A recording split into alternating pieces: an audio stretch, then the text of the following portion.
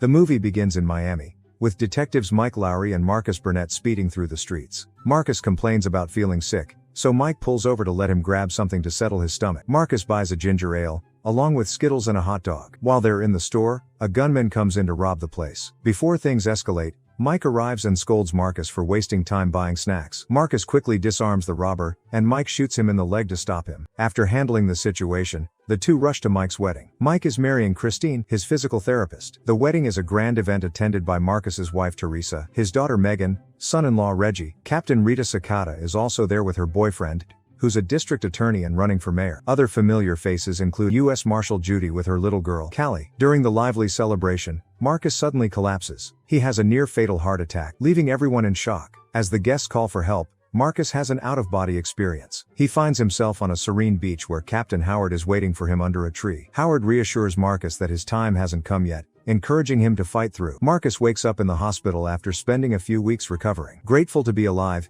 he gains a new appreciation for life, but his brush with death also gives him a bit too much confidence about his own resilience. When he returns home, his family, Mike, and Christine throw a celebration for him. However, Marcus's joy is short-lived when he finds out that Teresa has cleared out all his snacks and put him on a strict healthy diet, much to his annoyance. Meanwhile, in another part of Miami, a former DEA officer named James McGrath meets with a cartel banker. He instructs the banker to transfer funds into an account under Captain Howard's name, setting up a plan to frame the late captain. Once the transaction is complete, McGrath coldly orders his men to kill the banker's bodyguard. To cover his tracks further, he forces the banker's girlfriend to shoot the banker before taking her own life, ensuring there are no loose ends. Not long after, news spreads accusing Captain Howard of being involved with cartels, tarnishing his legacy. Shocked and angry, Mike and Marcus rush to the station, determined to clear Howard's name. The higher-ups, however, seem convinced that Howard was corrupt. At the station, Judy, Captain Howard's daughter, demands to be part of the investigation. She vows to Mike that if she ever crosses paths with Armando, the man who killed her father, she will take revenge herself. Mike and Marcus decide to visit Armando in prison to gather information. During their meeting, Armando reveals that Howard was targeted because of his efforts against the cartels, which led to their former victims being eliminated. Although Armando doesn't remember the name of the man behind the setup, he recognizes James McGrath's face and recalls that McGrath once worked with Armando's mother. While McGrath and his men continue their schemes, they attempt to access Howard's accounts. However, this triggers a failsafe, sending video messages directly to Mike and Marcus. In the recordings, Howard explains that if they are seeing the videos, it means he has been killed and is being framed. He urges them to investigate events tied to his work from over 20 years ago and tells them to follow the lead of a former informant they once worked with, known as the Coke Bottle Giant, Fletcher. Mike and Marcus head to Fletcher's club to get answers. Fletcher, aware they're seeking information about Howard, seems ready to talk. However, just as he's about to reveal crucial details, James McGrath suddenly appears and shoots Fletcher in the head. Marcus had his gun drawn, trying to pressure Fletcher to talk, but it's too late. McGrath walks away as his men engage Mike and Marcus in a gunfight. During the chaos, Mike suffers a panic attack,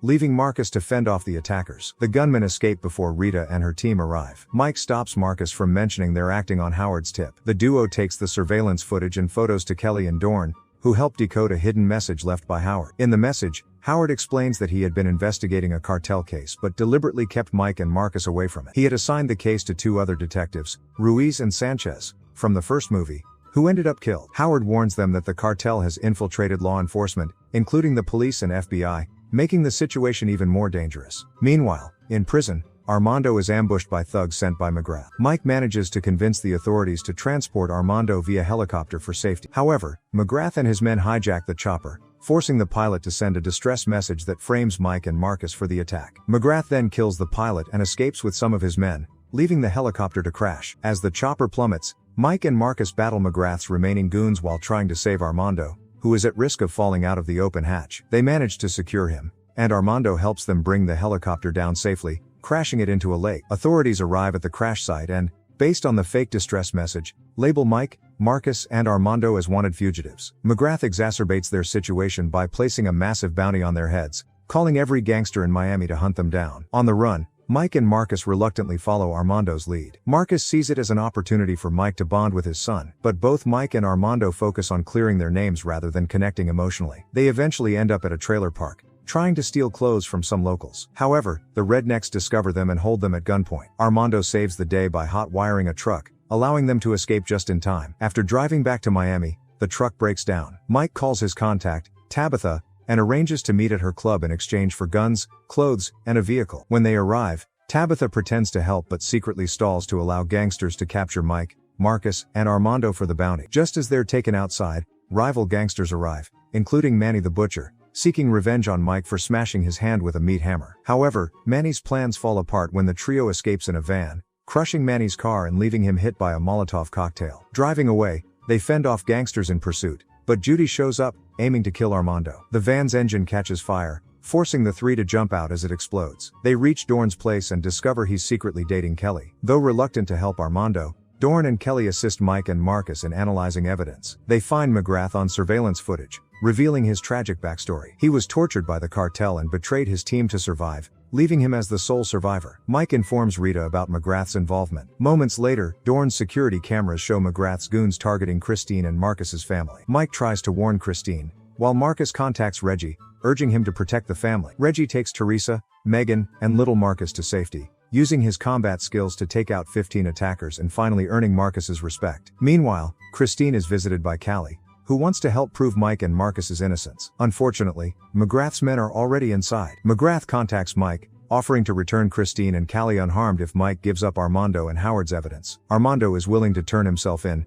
but Mike has another plan. Mike suspects someone is leaking their whereabouts and calls Rita while she's with Lockwood. During an elevator ride, Rita confirms Lockwood is working with McGrath. Lockwood tries to kill her, but Kelly and Dorn arrive just in time, subduing him. They force Lockwood to confess his cartel motives and use his voice to set up a call to McGrath, arranging a meeting. The heroes set up a meeting with the villains at an abandoned alligator park, home to a massive albino alligator named Duke. A plane arrives carrying McGrath, Christine, and Callie. Mike gets a clear shot at McGrath but suffers a panic attack, fearing he might hit Christine. Meanwhile, Armando hides nearby, but gators moving toward his location alert McGrath to his presence. When one of McGrath's men approaches Armando, he shoots the goon, who falls into the water and gets devoured by the gators. Mike pursues McGrath and Christine, while Lockwood tries to escape. The rest engage in a fierce shootout with McGrath's men. Lockwood attempts to hijack the plane, but Rita shoots it down, causing the plane to crash into the building. Lockwood shoots Dorn in the arm but is kicked into Duke's pit by Rita, becoming the alligator's dinner. Armando protects Callie,